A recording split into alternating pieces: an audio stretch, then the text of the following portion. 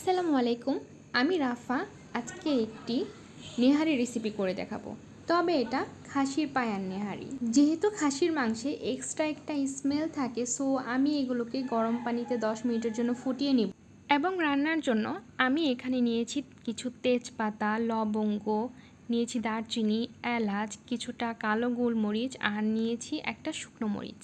এখানে রান্নার রেগুলার তেল আর মশলাগুলো নিয়েছি এবং এখানে একটি বাটিতে আদা রসুনের পেস্ট নিয়েছি, পেঁয়াজ, কাঁচামরিচ কুচি নিয়েছি। এখানে পায়াগুলো 10 মিনিট কুক করা হয়ে গেছে। এগুলো আমি খুব ভালো করে এবার ধুয়ে নিব।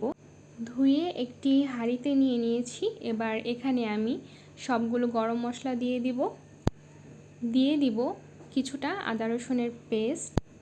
এবার এখানে পেঁয়াজ মরিচ কুচিগুলো দিয়ে দিচ্ছি। এবার পরিমাণ মতো এখানে আমি লবণ দিয়ে দিচ্ছি পরিমাণ মতো হলুদ গুঁড়ো, মরিচের গুঁড়ো, ধনিয়ার গুঁড়ো দিচ্ছি আর দিচ্ছি খুব সামান্য পরিমাণে জিরার গুঁড়ো। এবার এখানে হাঁড়ি ভর্তি করে অনেকটা পানি নিয়ে নিব। নেহারি সবসময় লং টাইম ধরে জাল করে তারপরে রান্না করে নিতে হয়। আমি এই পানিটা মোটামুটি একটু টেনে গেলে দেন আরও 2-1 বার গরম পানি অ্যাড করে দিব। এভাবে রান্না করতে করতে যখন ঝোলটা একদম শুকিয়ে আসবে, এরপর বেশ কিছু পেঁয়াজ কুচি আর শুকনো মরিচ দিয়ে এখানে আমি এটা বাগার দিয়ে দিব।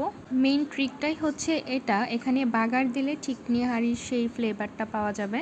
সো সব শেষে এটা হচ্ছে আমার নেহারির একদম ফাইনাল লুক। আপনারা দেখতেই পাচ্ছেন, এটা বেশ দেখতে লোভনীয় লাগছে। খেতেও এটা অসম্ভব মজার ছিল। এটা বাসায় ট্রাই করে দেখতে পারেন।